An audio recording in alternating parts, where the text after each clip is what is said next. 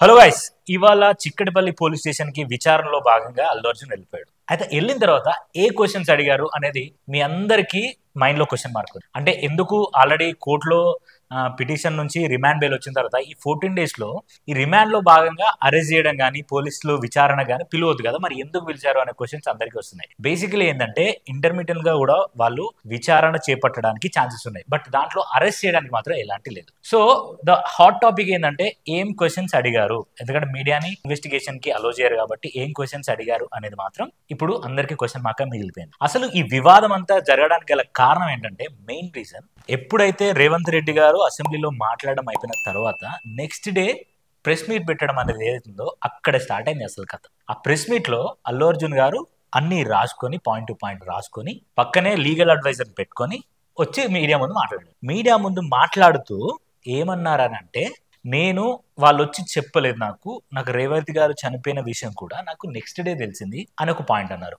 And next thing ఏంటి, నాకు తెలిస్తే నాకు కూడా 2 పిల్లలు ఉన్నారు, నేను వాళ్ళని పట్టుకొని వెళ్ళిపోతా కదా, వాళ్ళు అక్కడనే వదిలేసి నేను వచ్చా అని ఇంకొక పాయింట్ అన్నారు.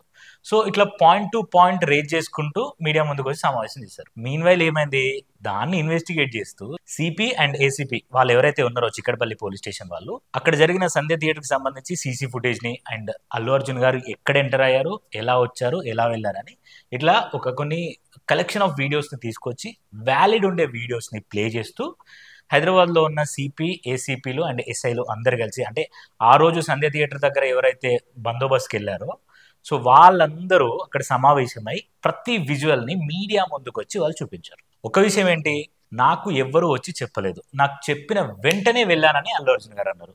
అండ్ కట్ చేస్తే థియేటర్లో జాతర సీన్ వరకు అల్లు అర్జున్ గారు, స్నేహ అండ్ రష్మిక లోపలే ఉన్నారు. అంటే ఆల్మోస్ట్ జాతర సీన్ అంటే 1.5 hour అయిపోయింది అప్పటికే.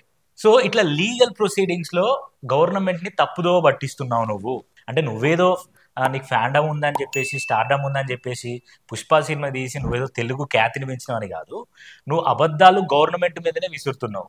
సో లెట్స్ సీ, అందుకే నేను విచారణ పిలుస్తున్నామని ఆ పాయింట్ మీదనే ఈ రోజు చిక్కడపల్లికి విచారణకు పిలిచారు. ఈ విచారణకు పిలిచిన తర్వాత ఎవరైతే అల్లు అర్జున్ కి సంబంధించి హైకోర్టు అడ్వకేట్ ఉన్నారో తను మాట్లాడుతూ మీడియా ముందుకు వచ్చి ఏమంటారంటే, టికెట్స్ హైక్స్ గురించి అవ్వచ్చు, లేకపోతే ఈ బెనిఫిట్స్ గురించి అవ్వచ్చు, నేను చాలా ముందు నుండే కేసేస్తే ఈ గవర్నమెంట్ పట్టించుకోలేదు, ఈ రోజున రేవంత్ రెడ్డి గారి ప్రభుత్వం ఇప్పుడు ముందుకు వచ్చి ఇప్పుడు నేను టికెట్ హైక్స్ ని గానీ లేకపోతే బెనిఫిట్స్ కానీ క్లోజ్ చేస్తున్నా అని రేవంత్ రెడ్డి అన్నాడు. ఇదే రేవంత్ రెడ్డి బెనిఫిట్స్ వాళ్ళకి అండ్ టికెట్ ఛార్జీలు పెరగడానికి పర్మిషన్ ఇచ్చింది కూడా అతనే. సో దీన్ని మాత్రం నేను ఎలా బేర్ చేయలేకపోతున్నా, నేను ఖచ్చితంగా దీని మీద నేను కోర్టులో పిటిషన్ ఇస్తా అని చెప్పేసి ఎవరైతే హైకోర్టు అడ్వకేట్ అల్లు అర్జున్ గారి కేసు టేకప్ చేసిన అడ్వకేట్ తను అలా చెప్పి, ఇంకా లోపల 3.5 hours ఒక ఇన్వెస్టిగేషన్ జరిగింది. ఆ ఇన్వెస్టిగేషన్ లో 2 బౌన్సర్స్ ని అరెస్ట్ చేశారు. ఒకరు సంతోష్ అండ్ ఇంకొకరు కొత్తగా ఈ రోజు అరెస్ట్ చేసిన వ్యక్తి ఎవరంటే యాంథనీ అని ఇంకొక బౌన్సర్. సో పోలీసుల ఎలిగేషన్ ఏంటంటే, బౌన్సర్స్ ఎవరైతే ఉన్నారో ఒక 40-50 మంది బౌన్సర్స్ వచ్చి ఈ విషయం రేవంత్ రెడ్డి గారు కూడా అసెంబ్లీలో చెప్పారు, అంటే ఒక 50-60 మంది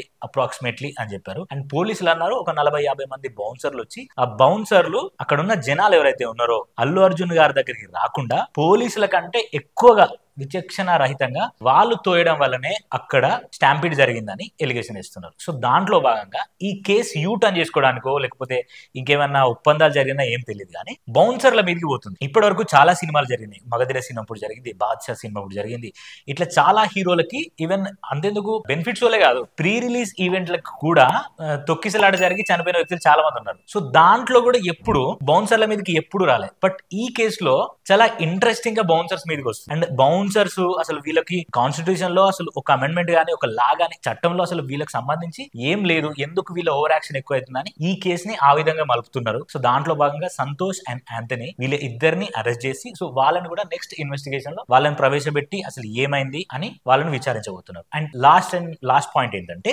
చిక్కడపల్లి సిపి ఎవరైతే ఉన్నారో తను ఏమన్నారంటే, మేము అల్లు అర్జున్ గారి దగ్గరికి వెళ్ళడానికి ప్రయత్నిస్తే వాళ్ళు అడ్డుకుంటే వాళ్ళ మేనేజర్ కి చెప్తే వాళ్ళు వెళ్ళి చెప్పారు. చెప్పిన తర్వాత కూడా ఏమన్నారు, ఒక 10 minutes టైం ఏమన్నారు. తర్వాత తర్వాత నేను డీజీపీ గారి దగ్గరికి వెళ్ళి చెప్తే డైరెక్ట్ గా వెళ్ళి మీరు అల్లు అర్జున్ కలవండి అంటే అప్పుడు అల్లు అర్జున్ దగ్గరికి వెళ్తే నేను సినిమా అయిపోయేదాకా ఇక్కడే ఉంటా అల్లు అర్జున్ చెప్పాడని సిపి చెప్పి. సో సినిమా అయిపోయేదాకా ఉంటా అన్న మాట ఒకవేళ స్పష్టమైతే, ఒకవేళ అల్లు అర్జున్ గారు ప్రెస్ మీట్ పెట్టి తను చెప్పిన మాటలన్నీ అది రాంగ్ అని ప్రూవ్ అయితే మాత్రం 7 సంవత్సరాల జైలు శిక్ష అల్లు అర్జున్ గారికి ఉండబోతుందని అక్కడున్న హైకోర్టు అడ్వకేట్ చెప్తున్నారు. ఒకవేళ ఈ ప్రమాదవశాత్తు మనం శ్రీతేజ్ కి ఏదో జరగాలని అయితే అనుకోము, ఖచ్చితంగా అందరం శ్రీతేజ్ బాగుండాలని అనుకుంటాం. ఒకవేళ ప్రమాదవశాత్తు ఒకవేళ శ్రీతేజ్ కూడా ఏమన్నా అయితే లైఫ్ టైం ప్రిజన్మెంట్ కూడా ఉండే అవకాశాలు ఉన్నాయి అల్లు అర్జున్ కి అని చెప్తున్నారు. So A1 to A10 and A11 position లో ఉన్న అల్లు అర్జున్ కి ఏదైతే A1 గా ఉన్న బాధితులు ఉంటారో, నిందితులు ఉంటారో, ఆ నిందితులకి పడే కేసే ఎగ్జాక్ట్లీ అల్లు అర్జున్ కూడా పడే ఛాన్సెస్ ఉన్నాయని అక్కడ ఉండి చిక్కడపల్లి దగ్గర ఉన్న పోలీసులు అండ్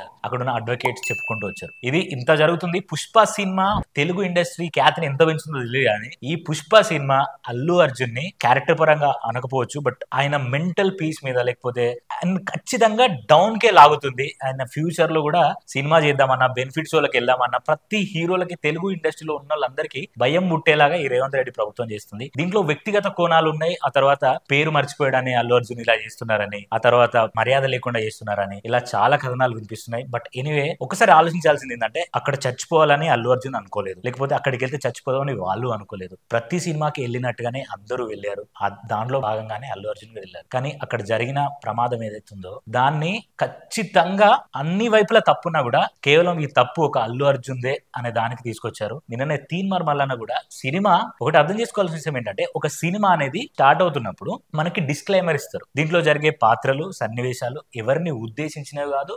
కించపరచడానికి చేయట్లేదు అని. ఒక ఎమ్మెల్సీ పొజిషన్ లో ఉండి ఆ డిస్క్లైమర్ ని అర్థం చేసుకోకపోతే ఎలా?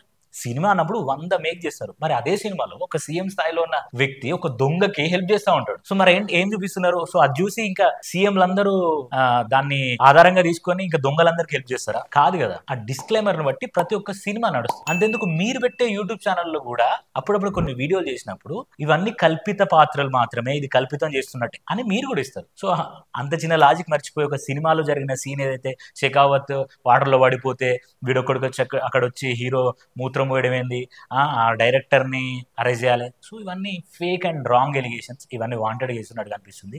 So let's see what will happen in this case. ఇప్పటి వరకైతే ఇవాళ జరిగిన చిక్కడపల్లి పోలీస్ స్టేషన్ లో జరిగిన విచారణలో మనకు తెలిసిన విషయాలు ఇవి. సో మరిన్ని అప్డేట్ కోసం చూస్తూనే ఉండండి సోషల్ పోస్ట్. Thank you.